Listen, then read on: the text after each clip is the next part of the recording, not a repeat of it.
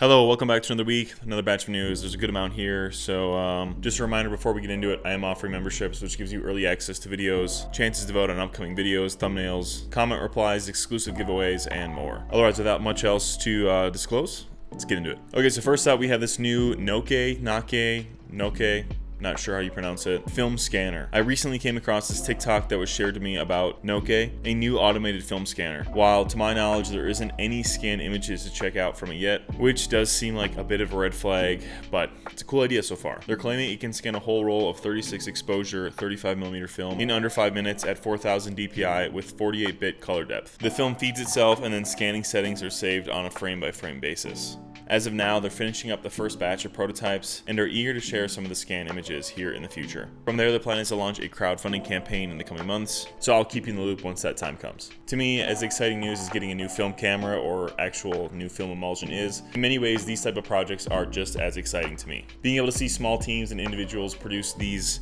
quite intricate devices, equipment, and just like new technology basically gives me hope for film for the future, not only for like these small creators, but also for hopefully bigger film companies. The way I think about it is like if some dude at his house can make something like this, then I would imagine that film companies with actual, engineers, the infrastructure to make it, some of the machining tools, etc., could hopefully be making stuff like this for the masses in the future. Which, speaking of, I don't think I covered this in a previous episode, but Epson Scanners has officially discontinued a lot of their higher-end scanners. The Expression 13000 XL and the V600 and V850 are officially out of stock and no longer being made. Now is the time to keep my Epson V600 hopefully clean and nice so I can sell it in the future for my kids' college fund. In all seriousness though, this is a bummer. Honestly, seeing anything like this, seeing any film products in the space, a company like this discontinue anything is obviously not great. But with all the good news with film growing, obviously there's going to be some bad news, and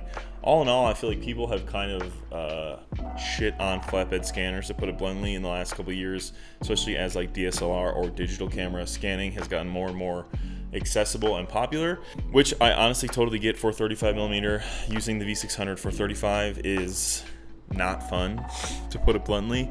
But for medium format, I think it's totally fine, and for large format, those are definitely the way to go. Regardless, it's a bummer to see any of these products go by the wayside, but I guess such is the case when you're dealing with such an old hobby. Next, Reflx Lab just released their remjet-free Vision 3 film, and from their images, it looks quite nice. It retails at $12.99 and is probably the most reliable means of getting this new Vision 3 film. Evidently, Kodak isn't actually cracking down on respoolers. Who knows? I don't know.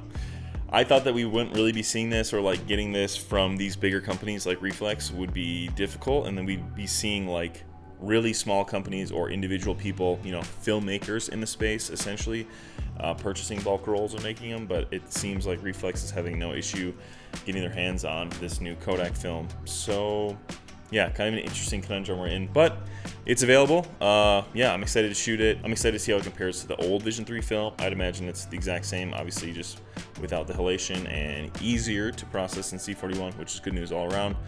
But yeah, it's also in many cases cheaper than Cinestill, so just letting you know, I guess. Oh, also Reflx said that they're going to be eating the cost of the tariffs, so they're not going to be passing that on to the consumer, which, will that last forever? I'm not sure. But for now, they're withholding good business ethics, in my opinion, and eating the cost instead of passing it on to consumers, which, yeah, for the time being, I would definitely scoop some up if you're interested in shooting it, and yeah, give it a shot. Next up, I shot my roll of Lucky C200 film, and I'm waiting to get the results back. But that being said, there has been some other Lucky videos coming out recently, with the big one being from Jason from Grainy Days, so definitely check that out. Otherwise, I should have my video out here in the coming weeks going over what I think about the film, and hopefully its accessibility in the coming weeks to the US market.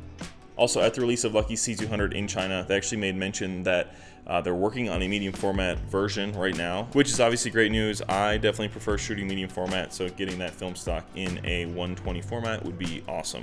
Also mentioned how if there's enough interest, they'd be working on a slide film, which again is really good news. I don't shoot a ton of slide film, but the more film we have, the more new film stocks available, the more stuff I can test out for the channel, obviously the better. So yeah, I'm stoked on both of those. I'm hoping that we'll get that hopefully by the end of the year.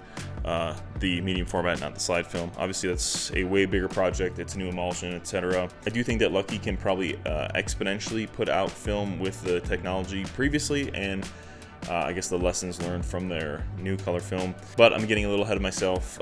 Yeah, just know that both of those are coming down the pipeline here, hopefully in the next 6 months to a year. Okay, so about a week ago, Rollei Analog posted on their Instagram for the first time since 2021, which feels like forever ago, but also fairly recently. I don't know, feels like we've been in a time warp. Anyways, they posted a zebra graphic saying get ready for some big news and something big, only to a handful of days later reveal the big news to be an online store. Yeah, not a great move in my opinion. I know we've been a bit spoiled, but I think seeing all these companies release teasers for new products, new film emulsions, cameras, etc., I think has skewed our thought process a bit when it comes to these type of posts. But I also think that Rollei making such a hyped up post, all the comments were super excited on it. Just to say that they have a new revamped store and that they're selling the same products that you can get through, you know, actual film resellers and whatnot. Yeah, definitely interesting choice by the marketing team, but Rollei is back, baby. Next up, going off that same notion, Color Mission is back, baby.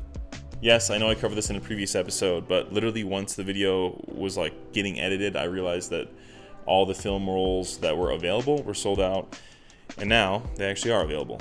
All right, so I'm actually in the mountains for work editing this, and as you can see, it's officially sold out again. So yeah, but I'm gonna pick some rolls up and shoot some for the channel, and I think you should too. Maybe once my video comes out, you'll have your results back and we can chat in the comments, which I think would be a fun little dialogue to kind of get to the bottom of what we think about Color Mission, if we have the same results, same color tones, etc. I know when I got some of the original batch, it was so incredibly difficult to get my hands on it, so glad that it is seemingly a bit more abundant as of now.